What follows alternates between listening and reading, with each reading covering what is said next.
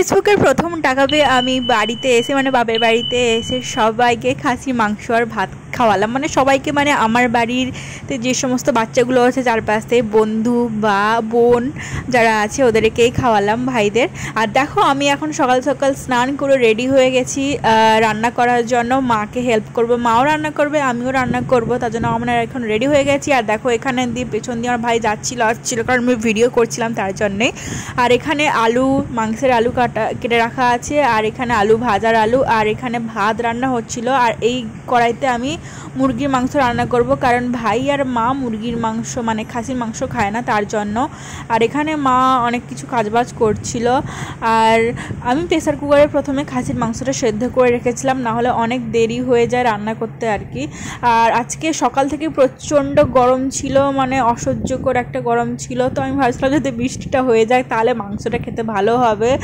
আর কিছুক্ষণ পরেই মানে কি বলবো আর কি হলো সেটা তো দেখতেই থাকো, ভিডিওতে দেখতে পাবে। আর এইখানে দেখো এই যে গোল গোল রিংগুলো, এগুলো আসলে জলের ট্যাঙ্কি বসবে, তার জন্য এগুলো আনা হয়েছে। কারণ ওপরে আমাদের জলের ট্যাঙ্কিটা বসানো আছে একতলার ওপরে, তো দুতলা হবে, তার জন্যই জলের ট্যাঙ্কি বসানো আছে। আর এখানে বালিও এনে রাখা আছে, সেই সঙ্গে সঙ্গে কুচিও এনে রাখা আছে। আর পেছনে ইটও সুন্দর করে সাজিয়ে রাখা আছে, বাড়ি তৈরি হবে। আর কয়েকদিন পরেই মানে আমরা যখন চলে এসেছিলাম তার কয়েকদিন পরেই বাড়ি তৈরি করা শুরু হয়ে গেছিলো, যেহেতু প্রচণ্ড গরম ছিল তার জন্য হচ্ছিল না। আর এই দেখো এই যে মন্দিরটা কেমন লাগছে সবাই কমেন্ট করে জানাতো। এটা আমি, ভাই আর আমার বাবা রং করেছিলি তিনজন মিলে। মন্দিরটা অনেক পুরনো হয়ে গেছিলো, তো বাবা ভাবছিল যে নতুন করে মন্দির আনবে, তো আমি বললাম যে রংটা করেই নিই। এর আগের বার যখন এসেছিলাম তখন এইটা করেছিলাম আর কি, তখন দেখাতে ভুলে গেছি, তাই এইটাতে দেখিয়ে দিলাম। আর এখানে আমার আলু ভাজা রেডি হয়ে গেছে। আর এখানে আমি চিকেনটা রান্না করব। চিকেনটা ম্যারিনেশন করা আছে নুন হলুদ তারপরে দই দিয়ে।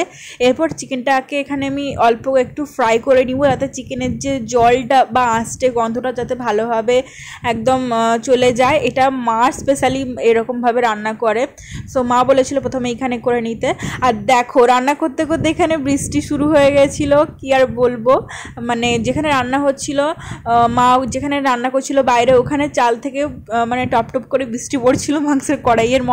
তাই মাকে বললাম যে ওখানে আর রান্না না করে এখানে নিয়ে আসতে। আর মোটামুটি একটার বেশি হয়ে গেছিলো, আর গ্রামে তো সবাই একটু তাড়াতাড়ি খেয়ে নেয় জানো। আর দেখো পুরোটা জলে ভর্তি হয়ে গেছে, আর মা এখানে চাপা দিয়েছিল। আর পুরো আমের পাতা পাতা পড়ে গেছে, কারণ আম গাছটা আছে চারদিকে, আম গাছ আর অন্য মানে আরও অনেক গাছগুলো আছে। আর দেখো কতটা বৃষ্টি হয়ে গেছে, পুরো জল কত দাঁড়িয়ে গেছে দেখতে পাচ্ছ। আর এই বৃষ্টির মধ্যে সত্যি অনেক অসুবিধা হয় বাইরে রান্না করতে, তবে একটু আরামও, মানে গরমটা কম লাগছিল, আর মাংস খাওয়াটাও অনেক ভালো লাগবে এই গরমের মধ্যে। আর আমি জাস্ট ভাবছিলাম কি হবে, কারণ অনেক দেরি হয়ে যাচ্ছিলো তখন।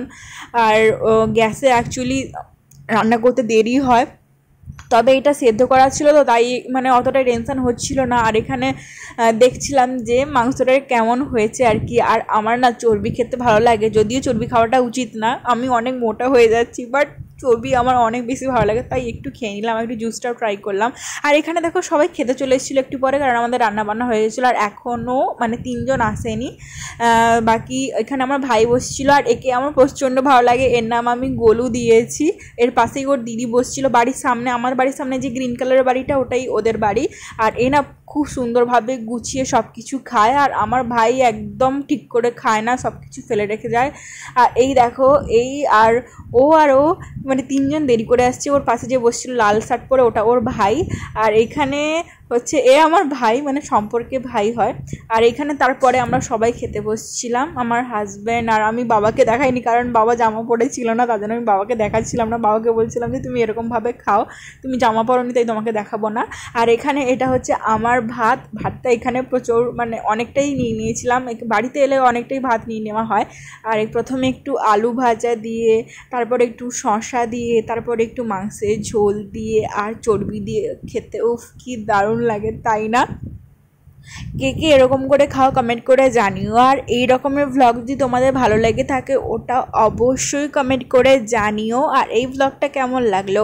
আর এই দেখো এখন আমি খাচ্ছি, আর একটু ভালো মতো খেয়ে নিই। দেখা হবে নেক্সট ভ্লগে, ততক্ষণ পর্যন্ত অবশ্যই করে ভিডিওটা ভালো লাগলে লাইক করে দিও, পেজটাকে বেশি বেশি করে ফলো করে দিও, এবং ভিডিওটাকে শেয়ার করে দিও। Thank you for watching.